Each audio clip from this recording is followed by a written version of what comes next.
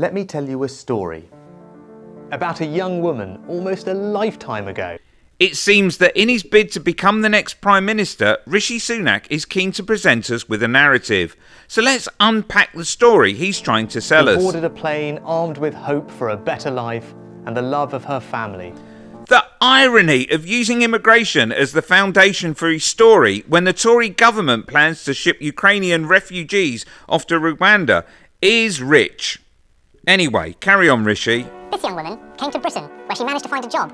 But it took her nearly a year to save enough money for her husband and children to follow her. One of those children was my mother, aged 15. My mum studied hard and got the qualifications to become a pharmacist. She met my dad, an NHS GP, and they settled in Southampton. Their story didn't end there, but that is where my story began. What I believe multi-millionaire Rishi is doing here is trying to show us he's a man of the people by letting us know of his humble beginnings.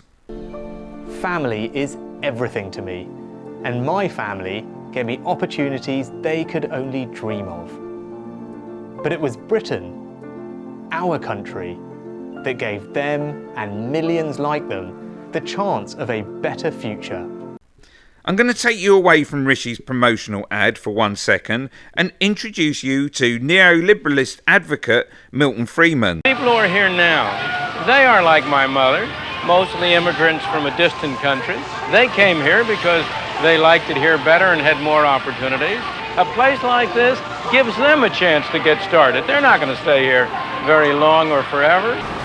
The irony is that this place violates many of the standards that we now regard as every worker's right. It's poorly ventilated, it's overcrowded, the workers accept less than the union rate. It breaks every rule in the book. But if it were closed down, who would benefit? Certainly not the people here. Note how Friedman dismisses the need for workers' rights. This is the ethos behind the Conservatives. Less rights for workers to enable the free market. I got into politics because I want everyone in this country to have those same opportunities. Well, the free market is not going to provide it. It works by separating the general public into winners and losers, with more people losing than winning. To be able to give their children a better future. With a huge increase in child poverty and food banks under Tory rule, I doubt it. Our country faces huge challenges, the most serious for a generation. And the decisions we make today will decide whether the next generation of British people will also have the chance of a better future. Do we confront this moment with honesty, seriousness and determination? Or do we tell ourselves comforting fairy tales that might make us feel better in the moment but will leave our children worse off tomorrow? Convicted of breaking COVID restrictions, not declaring holding a US green card while Chancellor, and backing up serial liar Boris Johnson, I think Sunak is living in a fairy tale. Someone has to grip this moment and make the right decisions. Oh dear. I believe that Sunak wants to show he can make the tough decisions. What's good for us all? But I heard he was against furlough before it was implemented. And then there was the Eat Out to Help Out drive, widely being accepted as pushing up the levels of COVID during the pandemic.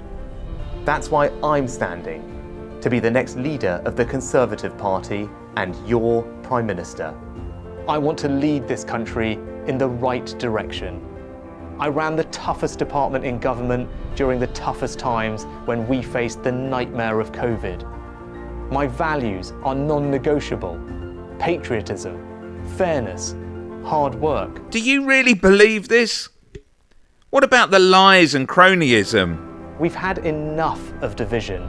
Politics at its best is a unifying endeavour, and I have spent my career bringing people together. No, you haven't. Because that is the only way to succeed. In the coming days and weeks, I will set out my vision for how we can build a better future for our country. OK then, we'll be waiting to see what he proposes. But don't forget, he said he wants opportunity for all, fairness and unity. I've told you a bit about my story, but I'm running to be our next Prime Minister because it's your stories that matter most. Your futures. So unless you're an economic vampire feeding off the poor and unfortunate, if you want a future, don't vote Tory.